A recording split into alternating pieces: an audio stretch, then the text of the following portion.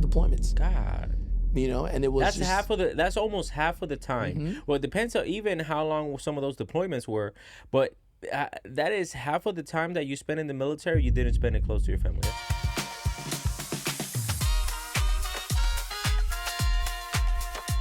Very big parts of my career that really defined me as a leader. One was because when I was a sergeant, I used to point a lot of fingers. You're fucked up, because think about it. As a corporal, that's what you get paid for, right? It's like, you're fucked up. The bulldog gets you, right? So I used to point a lot of fingers at other people, right? And one of my gunnies, he sat me down and he was like, brother, have you ever think about this? This is what he told me. He was like, think about this. Have you ever thought that when it takes two people to have a disagreement? Have you ever looked at it and said, instead of like how fucked up that person and that individual is, have you ever thought, what did you do in order for you to upset that individual? Have you ever thought about it that way? And then that hit me in the face. Yeah. Because I was an asshole. You know, I was like, oh yeah, well, probably if I wouldn't call him a bitch, probably that would have gone way more differently, right? Yeah. So that's when I really like kind of like stepped into a different, that changed my mind. And then the second one was, well, actually three. When I was in recruiting duty, that changed how I speak to people. Yeah. Because I learned how to listen to what somebody wants and how they want it. And third, it was whenever I came back into the fleet, I kind of like chew out a Marine, and I was like, man, this Marine deserves the 16105 because he straight up disrespected me. Yeah. Right? And then I was like, I called one of my good friends. His name is Daniel Soto, First Sergeant Soto. Shout out to First Sergeant Soto, serving out there in Okinawa, Japan, motivated. His advice changed my life. He was like, well, do you want him to work for you or do you want him to work with you? Yeah. Because you're all in your mind. You can literally fuck him up right now, give him a 6105 and ruin that sergeant's career. I was a staff sergeant at the time. And but how will you think that your sergeant would work if instead you have a conversation with him and understand that what he did was wrong and then bring him into your breast, right? Under your wing. Yeah. And that's exactly what I did. And shout out to Sergeant Landverside as well. Probably Staff Sergeant Landverside by now. Me and him after that were like this. That's good. Me, and even in his going away things, and he was already like about to leave and everything. That's why he thought, oh, it's business as usual. It's just another staff sergeant that comes in, right? I came in high and hot. And he even spoke about me only with like 3 months of knowing each other. He's like, hey, I appreciate what you did for me because this made me kind of like get faith back in the institution that is still people out there that truly cares. And that's huge, man. When you think about that, how it is a people-based organization, right? And how you interact with somebody, right? And I used to say this to Marines all the time, man. How you interact with somebody can make or break that Marine's perspective on the entire institution. Correct. Just based off of like an interaction that you're having with somebody. Yeah. Right. And it's like the people that get out disgruntled, right? That are like, oh man, the Marine Corps screwed me over. You know, I hate the military. They did all these things, and they look at it as if it's like talking about the entire DOD. Exactly. And really, man, it was maybe just a shitty corporal or a sergeant or somebody who didn't really realize that, like, man, you're talking to another person, another individual. And I think that in the Marine Corps, man, it's like one of the things that now that I'm out, right, going back, right, the advice that I would give people now that are in active duty folks that are in right now is to get them to realize that talk to somebody in a way that you're not sheltered by the uniform. Right. So if you wouldn't talk to somebody like that in the street that you meet at I don't know, Petco or at the bank, right? Because you know your ass gonna get whooped. Exactly. Then why would you talk to them in the same way that you feel as if like, well, I can say that and get away with it because I am ranked higher than they are. That's so absurd, man. And I think now, like, you're gonna get nothing done. Exactly, man. And then now I think of this, man. Like, now that I'm out, right? Being in the industry that I'm in sales, talking to people, I look back and I say, did you carry yourself in a way that somebody is willing to work with you in a professional capacity outside of the Yep. military? And if the answer is no, then that right there should kind of be an indicator that, like, man, you should really reevaluate Yeah. yourself, right? Because it's like people that want to get into real estate, everyone's, oh yeah, man, yeah, real estate, oh yeah, I definitely want to do it because it's become the popular thing. Exactly.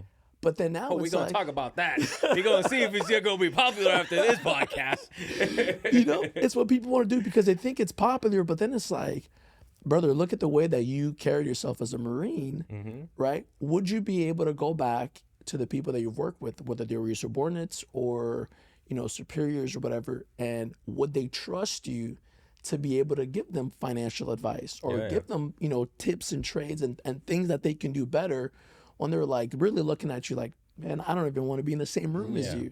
Yeah, I think you hit the nail right in the head. And everyone, welcome back to the A to B podcast, your number one resource for all military manners. And guess what?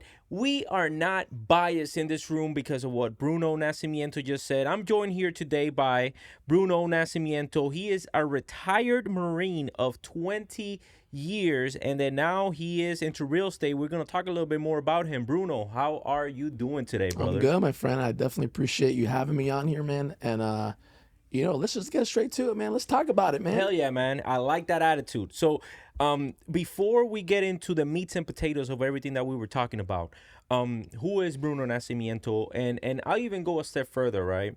Why should people listen to the advice that you're going to give us today? So who am I, right? I am, as you mentioned, a retired Marine. But man, I'm a husband, I'm a father, and really a friend. You know what I mean? I like to get things across to people where it's like, well, why listen to me?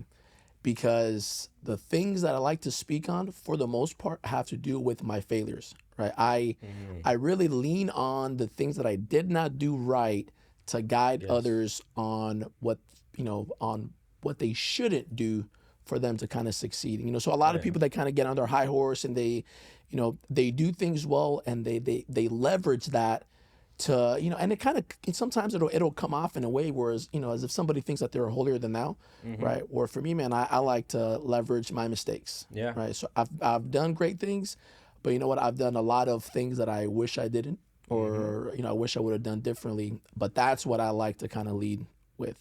Okay, perfect. That you said right there resonated a lot for me because when I was still in the Marine Corps, I was the command financial advisor for my unit.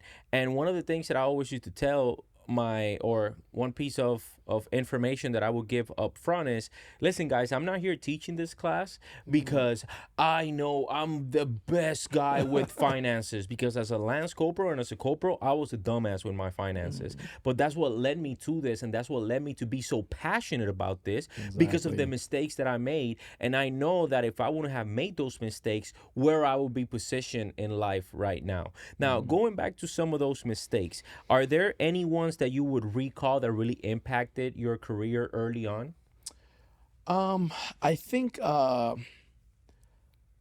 man. I mean, finance. You know what I mean? And I like that you said that you held a billet, that you were in a position to help people with finance, because for me, it had to do with finance, right? Like the biggest mistake, that I think I've made was not really educating myself on finance early on in my career, right? As a young Marine, as a PFC, Lance Corporal.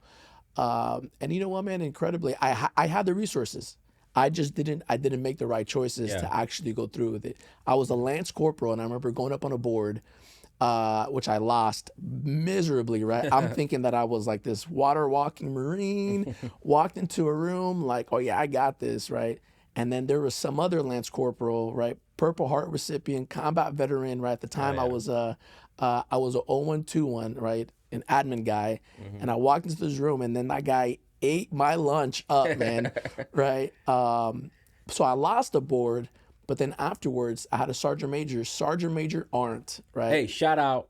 Shout out right there. Sergeant Major Arndt gave me a book, man, and it was called Operation Financial Freedom. right? And at the time, man, I'm not worried about that, right? I'm worried about my MCIs. I'm worried about, but it was like the old school MCIs, like with the red, like the book the that booklet, you with had the to fill bubble out and sheets. turn into your training NCO. I remember those. Yeah, man, and like, dude, I think if I could do anything different, man, I would have gone back to Lance Corporal me, and I would have opened up those books and really dug into learning about finances more, because it wouldn't be until a decade and a half later that I would really start understanding, because I think, had I positioned myself in a better place early on, it would have, just changed how I moved, how I did things to really set myself up to be a better Marine. Now, so that way people get to know you a little bit better. Talk to us a little bit more about, so where did you graduate boot camp? So I graduated from Parris Island. Parris Island, there we go. hey, Barry Bull ain't here with us today, but guess what? Suck on that one. We got a Parris Island Marine and a drill instructor too. You were a drill instructor, I was, right? yeah. So we'll get it. So you went to Parris Island. After that, obviously, you went to Camp Johnson. What was your MOS? So I initially came to the Marine Corps. I was a personnel clerk, right? So I was an 0121, which is an MOS that isn't even around anymore. Oh. Right? So I was an 01 administration, and then eventually I will lat move to become an intelligence Marine. Oh, okay. Oh, ooh, that's okay. So, where did you get stationed? What was your first duty station that you get stationed? It was Quantico, Virginia. As a intel, not as an intel, but as an an admin clerk.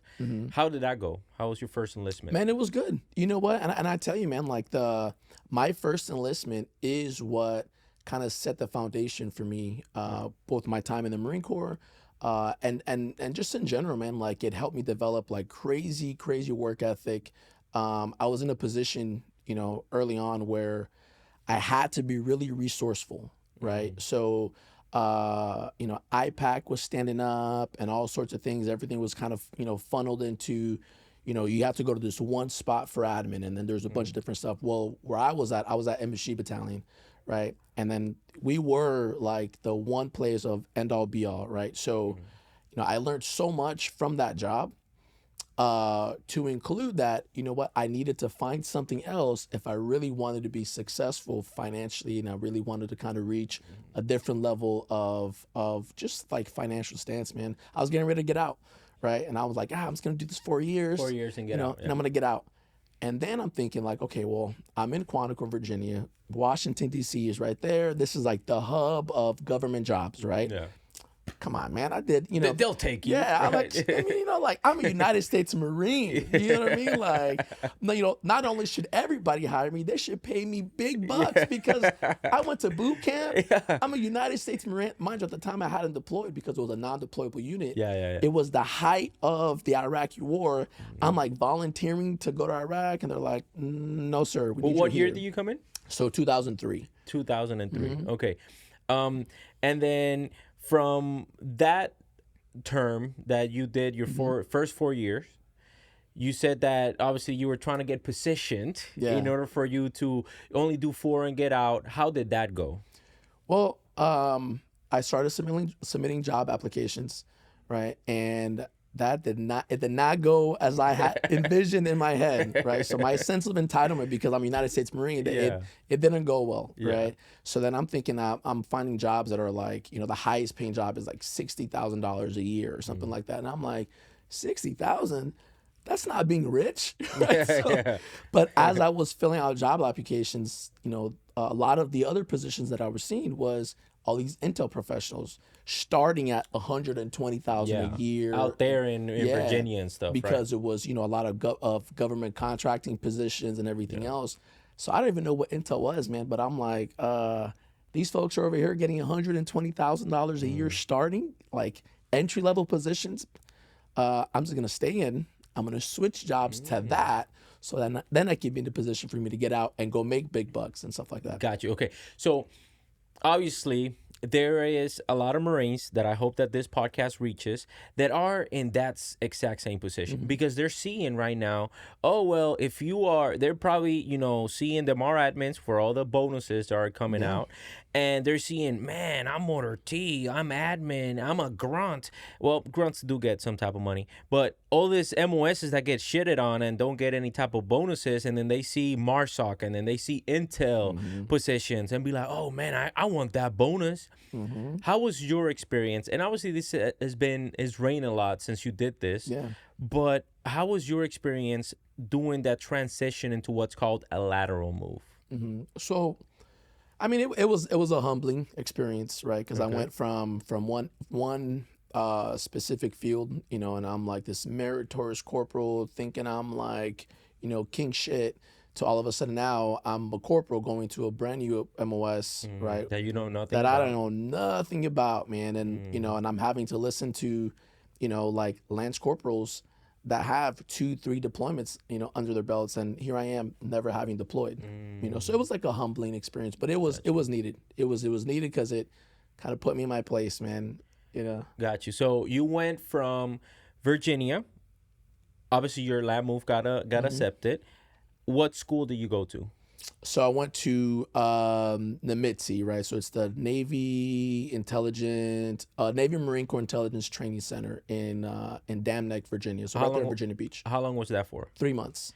Went from 3 months, and then after you graduated that, you went straight into the fleet again? Yeah. Where was your second duty station? So it was in Camp Lejeune, right? And it was with the infantry battalion. So I went from being a non-deployable admin guy to all of a sudden Intel. We were, right there in Camp Lejeune. I was with 2nd Battalion, 8th Marines. Shout out 2nd Battalion, 8th Marines doing the God's work right now. Yeah, Semper Kill, America's Battalion, baby. Hell yeah. Hell yeah. Okay, so you did did you deploy with 2-8? I did a lot, right? So it went from me wanting to deploy and volunteering to all of a sudden it was like, one of those like careful what you wish for, right? Careful what you wish for. Because when you get it, you know what I mean? Like you get the full thing, man. Yeah. And then so we deployed, and it was like back-to-back deployments, man. And we were Iraq, Afghanistan, and it was nonstop. Okay. So from Camp Lejeune, obviously, you said at the beginning you only wanted to do 4. Now you're Intel. Now you got everything that you wanted out of the Marine Corps. But we're only at 8. You did 20, so we still got 12 years of unaccounted for. So what made you re-enlist that second time? Well, man, it was what you mentioned earlier, the bonuses, right? So at this time... Got him!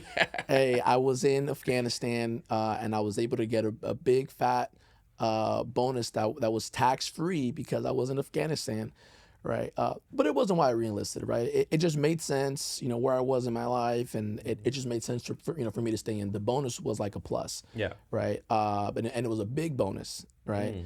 Get tax-free. And then and then I'm like, the most amount of money I had ever seen, and I'm like, oh yeah, this How much is was perfect. it? Can you say? Yeah, it was $90,000, man. God damn. $90,000 tax free, man. right? And mind you, I was a 22-year-old. Like, you a 22-year-old what? Corporal sergeant? I was a corporal. 22-year-old sergeant with $90,000. Okay, you re-enlisted. You're in Afghanistan. Did you get that money in Afghanistan? I did. Okay. Right, and the best part was that because I was deployed, I couldn't spend it. Yeah, exactly. So, but you did. You probably did as soon as you got back. So, what was the very first thing that you did when you got that money? I came back home. I bought a vehicle, of course, because that's just no, not cash. Okay, I wanted to finance, but I put a big down payment. Okay. And you know what, man? Like I was pretty good about not blowing the money, and like good. that was the thing that kind of set me up, for me to, never. I can say now that ever since I've never been broke, man. Ever since I got that money. Hell yeah. Okay, so you used it in order for you to position yourself and your family in a position to succeed in the future. Okay, now, how was it?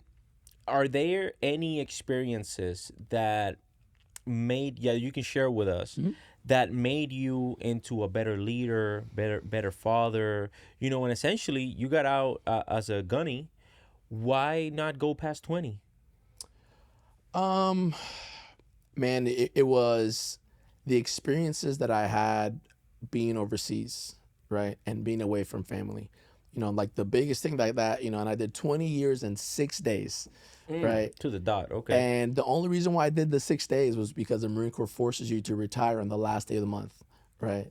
So that's why I Oh. got those extra 6 days in there. Okay. But for me, man, it was just spending time away, from my kids. Just not being home. Like that was the big thing for me that kind of etched everything out for me. Were learning to try to prioritize things, right? So I spent a lot of time trying to advance in the Marine Corps, trying to, seeking all the promotions Yeah. and all the things that like are like instilled in us as Marines that we have to have, right? Yeah. We have to deploy because so if you want to get promoted.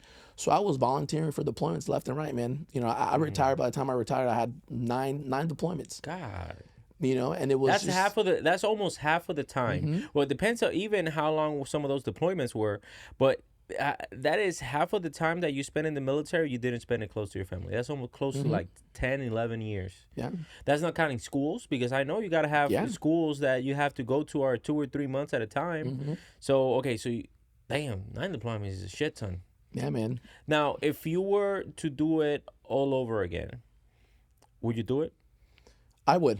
I would. I think that what I would have changed was my perspective on things.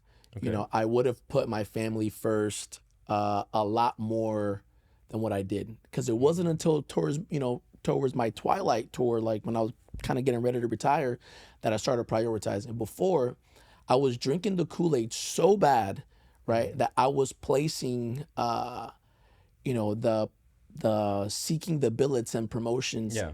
ahead of everything else. Yeah. Ahead of the things that really, really matter, right? Because at the end of the day, man, like you can spend 4 years, 20 years, 40 years, it doesn't matter, right? What is guaranteed for everybody is gonna that get out.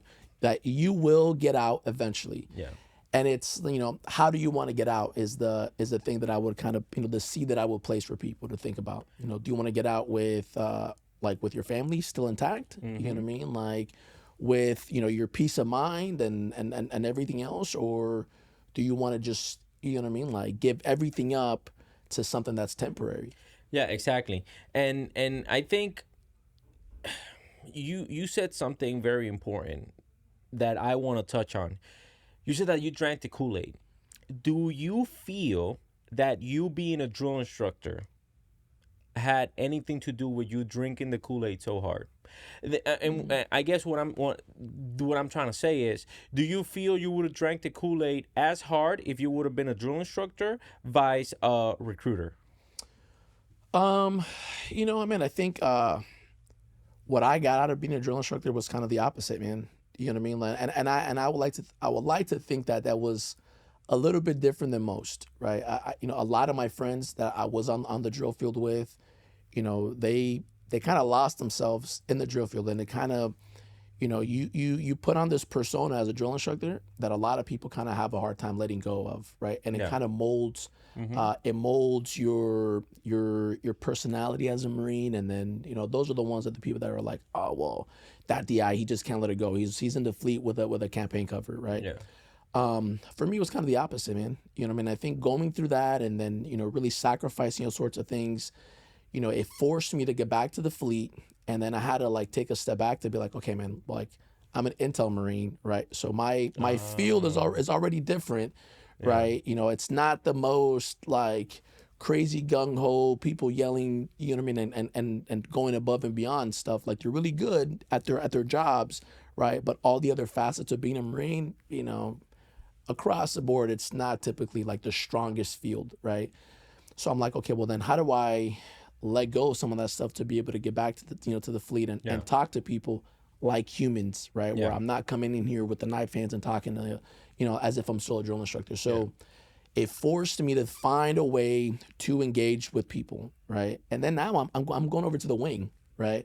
So mind you, I spent the bulk of my time with infantry units, whether infantry battalions, regiments, like it was a bulk. And now I'm going over to the wing, right? I'm gonna go swing with the wing where things are different, and I'm back in my field. So then How was that transition? Oh man, it was rough. It was rough, man, because I'm still super high strung, like having left the drill field.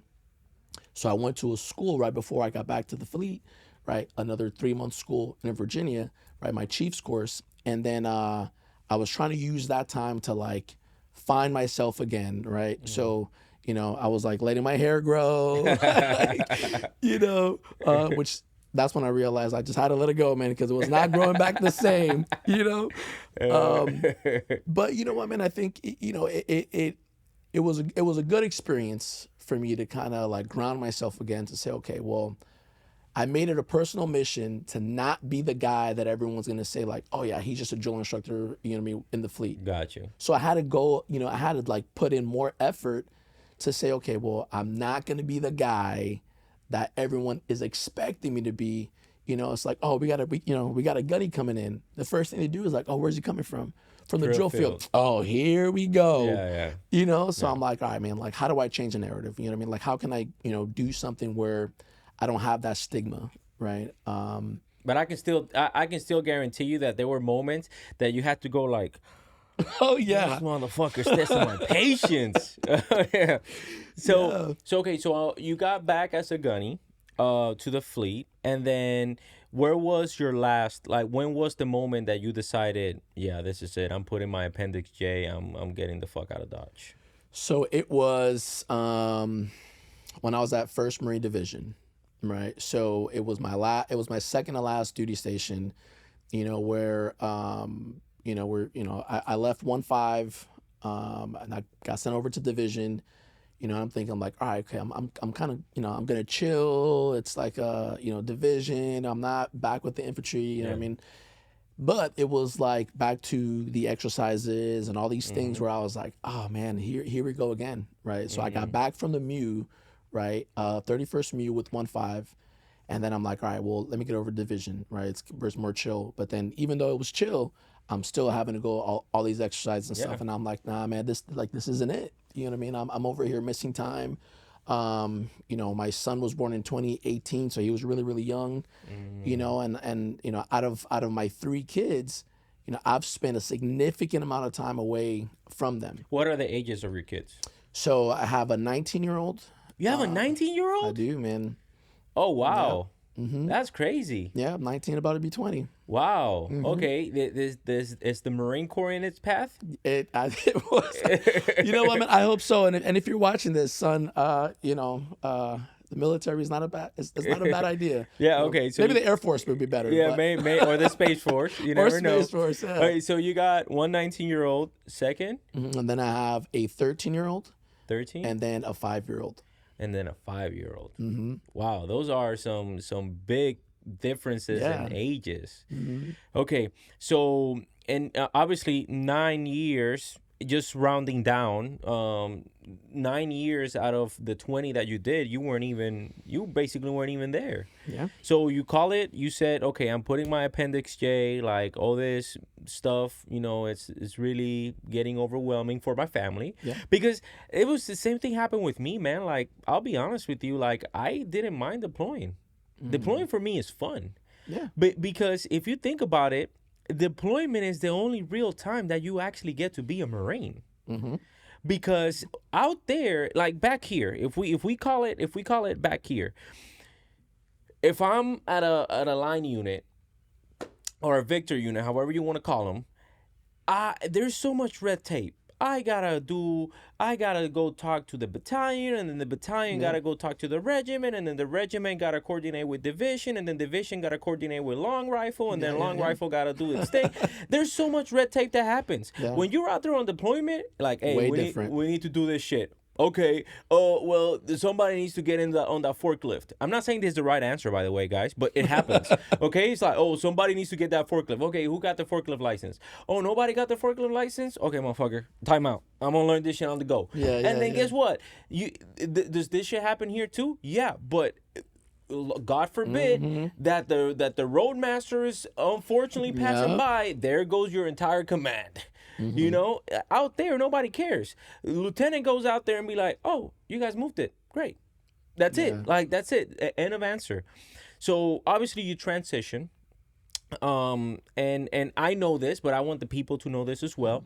While you were inside of the military, you decided to start your real estate career, right? Yeah.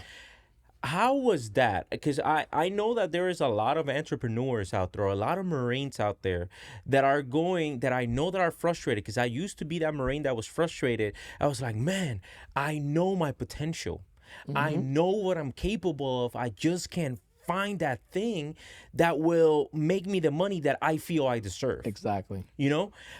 What advice would you give to them that are looking to do something while they're still in order for them to secure the transition?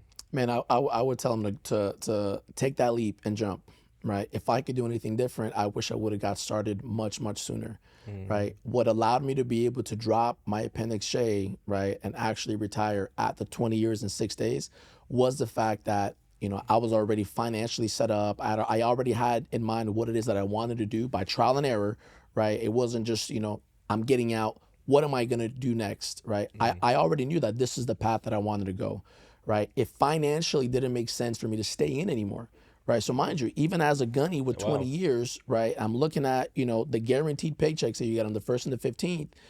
I was losing out on more money because I was skipping out on opportunities for me to be in the right places, with the right people, to be able to rub elbows and shake hands of people that I couldn't do otherwise because I was active duty. So if I could tell anybody, right, people that are watching, people that are tuning in, is find whatever it is that you think you're going to do, take the leap, right? Like, you don't have to be out of the military for you to then go get started. Start earlier. Exactly. Right? But it goes across the board for everything, right? Yeah. The people who say, well, I'm gonna get out of the military and then I'm gonna go back to school. Brother, why would you do that, man? Like, you have tuition assistance up to $4,500 a year that you can tap into while you're still in.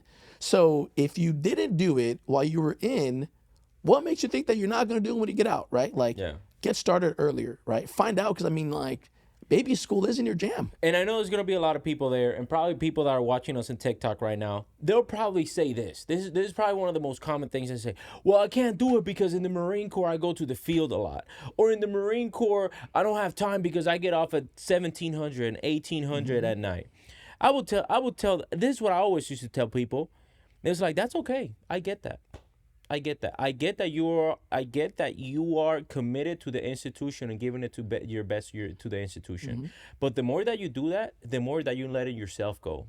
Absolutely. And the more that you're demonstrating that you are not a priority to yourself and investing in yourself. Because when you decide that something is a priority for you because you see value in something, you make it a priority. It doesn't matter at what time you actually get off, because you have the motivation. And a lot of people don't tend to get this mistaken, right? What is the difference between motivation and dedication? Motivation, if you literally you're not motivated, you're not going to do something. Right. If you are dedicated to something, regardless if you're motivated, if you wake up, regardless if you're tired because you just got out of the field, or even if you're deployed or anything, you're still going to do it because it's a priority and you're dedicated to that priority. That is just the way that I see it. And that's what the advice that I used to give to everyone, because you're right. You need to get started. That's the hardest part for everybody. It's just simply get started. You're going to make mistakes. I made like 1,000 mistakes when I was starting out. Make like 1,000 mistakes. You're gonna make mistakes, but those mistakes is what's gonna give you the experience, and that's where gonna be the things that are gonna elevate you to start going up the ranks of entrepreneurship in order for you to be a force that people want to talk to. How do you feel about that, man? And I think you hit the nail on the head, man. Excuses come dime a dozen, right? And if you're looking for an excuse, you will find it. And it's like what you said, it all boils down to your way to prioritize things, right? It's like, think about this, and this is stuff that I'm like, man, if younger me, if I had another chance to do it again, I would do it. I would do it again, but I would do it differently, right? You have the time. I mean, think about that, right? Marines are some of the most capable, resourceful, innovative creatures roaming the planet. Marines will figure things out to do the most with the least. Correct. Right? I mean, we're designed that way, by the way. And it's proven. proven. You know what I mean? Like whether you're overseas, it doesn't matter, right? Marines will figure it out. Yeah. The problem is we don't take the same mentality or approach to doing the things that we haven't prioritized. Yep. Right? If you were committed, right, or dedicated, as you mentioned, to accomplishing something, you would do it. It doesn't matter. Yeah. Well, my homework needs to be done. Okay, cool. Well, take that computer out to the field with you. Yeah. Chances are you took a computer anyways, but you're over there watching movies, right? So all you have to do is you just say, okay, well, instead of me sitting here and going through my hard drive and watching shows and movies, because, like going to the field is time intensive. It takes a lot. But we all know that there is a significant amount of time that you spend with hurry up and wait, Yep. right? So it's like, okay, well, then if you prioritize something, then you can find that you will make the time. If you want to do something, you'll make the time, right? Correct. Like right now, man, like I know that I need to work on my fitness. And it's not because of time. I mean, yeah, am I busy? Absolutely. But you know what? There are so many things that I could probably cut out to focus a little bit more on something that, I would choose for it to, for it to be a priority. And I know I need to, but I can't blame anybody for it. It's me. It's not because of my schedule. I make my own schedule. I just didn't find the time, right, to prioritize something and then include it in there. True. I do have another question for you. You were in the Marine Corps when you started real estate. I know, I'm not even going to ask you this question because I know it's hard. I know, but specifically, you probably received a lot of criticism. Oh, yeah. Tremendous amount. Yeah. So how did you work for that criticism? Like, how did you face that criticism when it came to you? Because, one of the first people that actually talked to me about you specifically was your sergeant major. Oh, really? I knew your sergeant major. He was my first sergeant in the 1st Supply Battalion. Oh, no kidding. Yes. Yeah. So he talked to me. Yeah, because I talked to him about it. It's like, oh yeah. I told him, can I go teach a class in your place? Like, well, there's already a gunny that teaches a class. His name is Bruno. And I'm like, well, okay, I guess screw that unit now. He got that unit. But I know that there was a lot of criticism that you probably faced within your units. For me, it was my peers. I got a lot of support whenever it came, to my leadership, but my peers were the ones that were throwing the dirt on me. How was that for you? Oh man, it was the same, same thing, man. And typically, were the people that wanted to see me succeed and do well, that would support, right, or the people that probably had something going on that they weren't so focused on just the Marine Corps, right? Yeah. I got a lot of hate from people because, a lot of times it was just that they just didn't like to see me doing well outside of the Marine Corps, right? Because we have this thing, this like fear mongering that kind of goes on where we try to hold things over Marines' heads, that it's like you can't succeed without the Marine Corps. Yeah. Right. And for me, that hate that I would get from people, oh man, that was my fuel. Oh, man, I used to love that because I'm like, you know what, man, like I'll deal with it and I'll find ways. But because you are the way that you are, it would just tell me that I need to get out in front of a lot more Marines so that I can offer an option for them, right? And it's the same thing that I say whenever I'm teaching Marines, right? A class of Marines or service members, doesn't matter. When I come teach about real estate, when I come, talk to them about their entitlements and everything else, what I'm offering is an option for them, right? And it's not me trying to take away from the Marine Corps or, any of the branches. I just want people to be able to serve without having that, that cloud hanging over them to say like, you it's have the Marine to stay. Corps, you're gonna be homeless. Exactly, and it's like, no, man, I want you to be like financially set.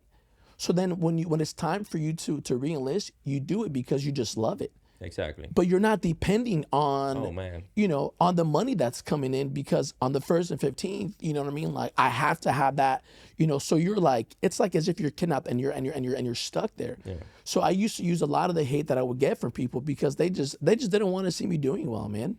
Yeah. And well, in my case, it's not that they didn't want to see you doing good. It's just that they didn't want to see you doing better than them. That's how it was in my case.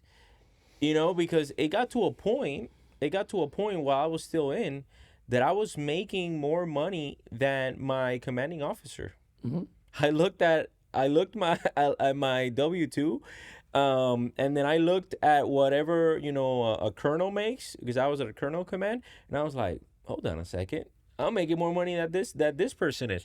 But Hmm. I never went into the disrespectful side. I was like, no, I knew my position because I still do Yeah. love the Marine Corps and love what we do. So you transition out. Talk to me a little bit more about the things that you have going out now that you're out, but start with, how was that transition for you? Was it easy? Was it hard? Yeah. And what were some of the things that helped you to transition?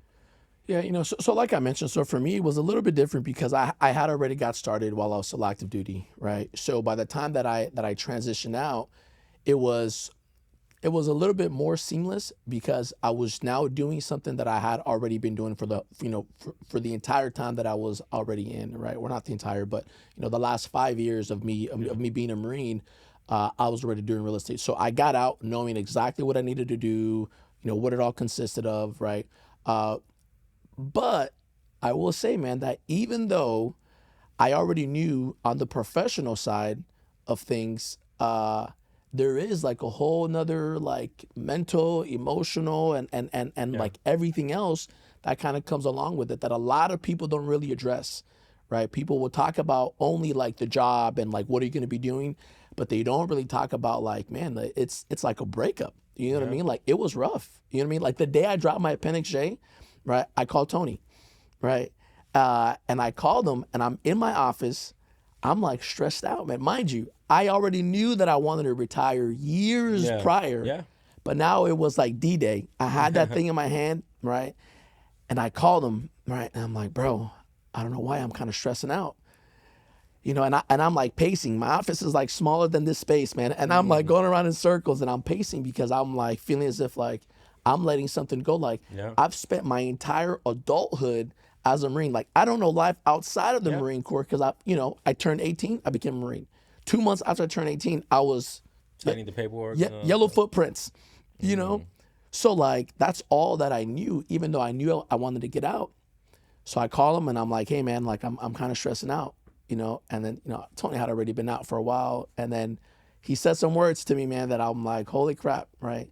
He said, Bruno, must I remind you who the fuck you are? Mm. And Hell yeah. I'm like, oh snap, you know what? I like, why am I tripping out? Right. And I went, signed it. That was it, man. Like the conversation ended there. Psh, I walked, dropped my appendix J, and I said, all right, man, you know what? Like, I already got the faith in myself, like, but I needed a reminder. You need a reassurance. You need a Yeah. reassurance. Because man, I'm telling you, like we get so stuck in the Marine Corps, you know what I mean? That it's kind of like Stockholm syndrome. You know what I mean? Like we're like you don't want to leave your captors. But I mean like the transition was a little rough, man. You know what I mean? The sense of letting go and understanding that like what, I'm not. Being a Marine was a profession, and even though it's once a Marine, always a Marine, it doesn't define me as a person and who I am. You know what I mean? Like, What do you miss the most about it? um, man, I would say the people. I was gonna say same You exact know, thing. I miss the I people. mean, I think that's it. I think that's for me. And I'll never publicly talk bad about the Marine Corps because it did help me out. It was a huge stepping stone, for me, and where I am now, I would not have been able to be Yeah. here without the Marine Corps. Yeah. But the Marine Corps put me through some hardships, man, that like were unnecessary, Yeah. but I was able to prevail, right? Yeah, And it of took me course. going through those hardships to kind of realize some things. Um, but man, it's the people, but it's also why I am now in the field and the industry that I'm in, right? It's also a reason why, because I love Marines, I love service members, I love the military. I have such a high level of respect for what service members do, right? And I firsthand understand the sacrifices that they make. That now I've devoted my time to say, okay, well, this is what I want to do for the rest of my life is I want to work with service members to continue to help them, right? And that was what allowed me to kind of be grounded. Like here I am talking to another fellow Marine, right? In a room, in an office full of service members, retirees, military spouses. You know what I mean? Because it's who I resonate the most with. Yeah, and the great thing is that you know what's being created right now and everything. I think that the service that is going to be provided is a service that has been extremely needed, and I think it's going to start here in the West Coast, and then it's going to go nationwide.